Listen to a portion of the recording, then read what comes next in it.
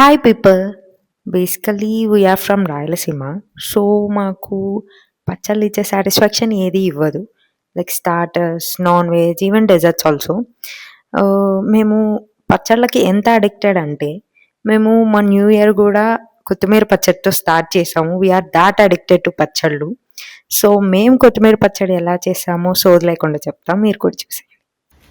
Pan heat అయ్యాక oil or ghee add చేసుకోవాలి. Oil heat అయిన తర్వాత ఆవాలు, జీలకర్ర వేసుకొని అవి కొంచెం ఫ్రై చేసుకోవాలి. అందులోకే 7 గ్రీన్ చిల్లీస్ యాడ్ చేసుకోవాలి. గ్రీన్ చిల్లీస్ తుంచుకోవాలి. గ్రీన్ చిల్లీస్లోకి ఇప్పుడు సాల్ట్ కూడా యాడ్ చేసుకొని కొంచెం సాల్ట్ చేసుకోవాలి. పచ్చిమిరపకాయలు మగ్గిపోయిన తర్వాత దాన్ని పక్కకు తీసుకొని పెట్టుకోవాలి.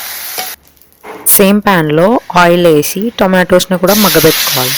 నేను ఇక్కడ 5 to 6 టొమాటోస్ తీసుకున్నాను. మీరు 7 కూడా తీసుకోవచ్చు, పులుపు ఎక్కువ కావాలనుకుంటే. సాల్ట్, పసుపు యాడ్ చేసుకొని టొమాటోస్ని పూర్తిగా మగ్గించుకోవాలి. ఇప్పుడు కొత్తిమీరని కూడా యాడ్ చేసుకోవాలి. నేను ఇక్కడ ఒక పెద్ద కట్ట కొత్తిమీర తీసుకున్నాను. ఒక కట్ట కొత్తిమీరకి 5 టొమాటోస్, 7 చిల్లీస్ సరిపోతాయి. ఇప్పుడు కొత్తిమీరను కూడా మూత పెట్టుకొని పూర్తిగా మగ్గించుకోవాలి. కొత్తిమీర కూడా మగ్గిన తర్వాత మూత తీసి కొంచెం ఫ్రై చేయాలి. ఒక 5 minutes ఫ్రై చేసుకొని మిక్సీ పట్టేసుకోవాలి. ఫస్ట్ మిక్సీ జార్లోకి మిర్చి, నానబెట్టిన చింతపండు వేసి మిక్సీ చేసేయాలి. నా ట్రాన్సిషన్ చూసేయండి. ఇప్పుడు టొమాటోస్, కొత్తిమీర కూడా పేస్ట్ చేసేయాలి.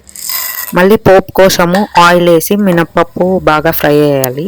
మినపప్పు ఫ్రై అయిన తర్వాత కరివేపాకు, తెల్లగడ్డ వేసి ఫ్రై చేసుకోవాలి. ఇవి కొంచెం ఫ్రై అయిన తర్వాత ఈ స్టేజ్లో ఉన్నప్పుడు ఆవాలు, జీలకర్ర, ఎండుమిర్చి కూడా వేసి కొంచెం ఫ్రై చేయాలి. మరీ నల్లగా అయిపోకూడదు. కొంచెం ఫ్రై అయిన తర్వాత ఇందులోకి పచ్చడి కూడా వేసుకొని ఒక 3 to 5 minutes దీన్ని పచ్చడిని కూడా ఫ్రై చేసుకోవాలి. That's it. So simple.